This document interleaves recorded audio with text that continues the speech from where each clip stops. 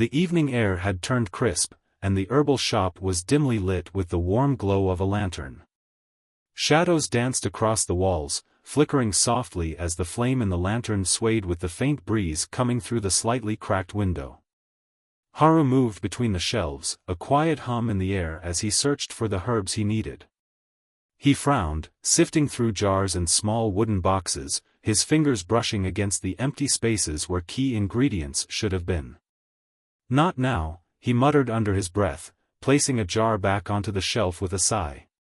He glanced out the window, his brows furrowing. The herbs he needed were on a hillside several miles away, a journey that would take him deep into the mountains. It wasn't the safest trip to make alone, especially with the changing season bringing colder nights and unpredictable weather. The bell above the door jingled softly, breaking his thoughts. Haru turned to see Leo stepping inside, the familiar sound of his boots clicking softly against the wooden floor. Leo's frame filled the doorway briefly before he closed the door behind him, his usual dark, tailored coat fitting snugly around his shoulders. Tonight, however, there was something different about him.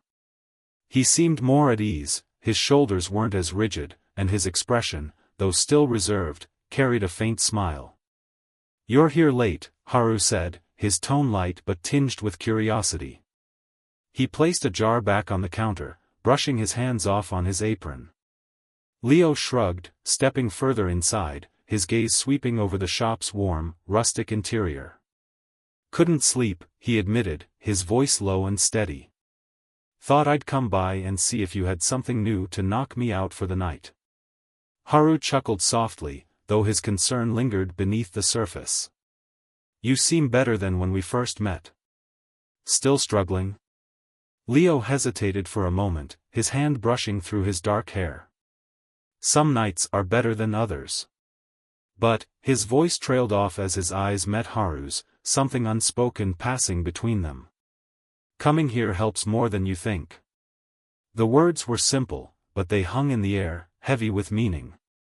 Haru felt his cheeks warm, and he turned back to his workbench, hoping the dim light would hide the faint blush creeping up his neck. "Well," Haru began, clearing his throat, "I'd make you a tea to help tonight, but I've run out of a few things I need for my blends." Leo stepped closer, his brow furrowing slightly. "Run out? Can't you just get more?" Haru laughed softly, though there was a hint of frustration in his tone.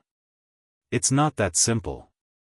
The herbs I need grow in the mountains, and it's a bit of a trek to get there. Takes time, and," he hesitated, glancing at Leo. "It's not exactly the safest trip alone."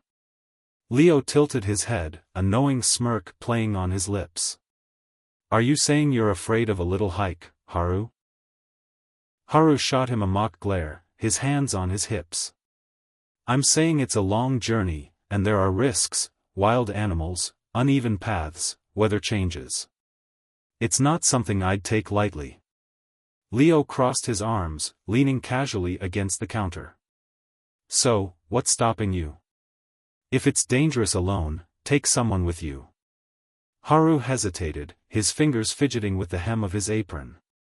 He didn't want to ask, it felt like an imposition, and yet, standing here with Leo, the idea didn't seem so far-fetched.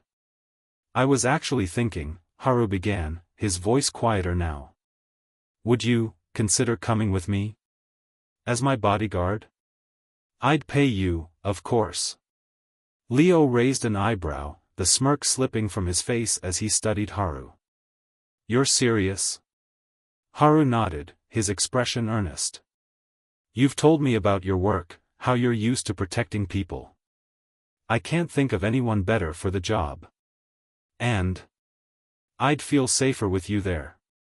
Leo was quiet for a moment, his gaze steady on Haru's face.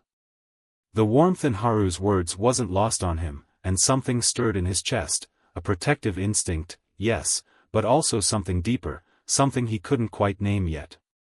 "You don't have to pay me," Leo said finally, his voice soft but firm. "I'll go with you." Haru blinked, caught off guard. "You'd do that?" Leo nodded. "Yeah. But you owe me more of that tea when we get back. His smirk returned, though this time it was gentler, more genuine. Haru laughed, the tension in his shoulders easing. Deal. The two of them stood there for a moment longer, the quiet of the shop wrapping around them like a warm blanket. Outside, the wind picked up, rustling the leaves, but inside, everything felt still, safe.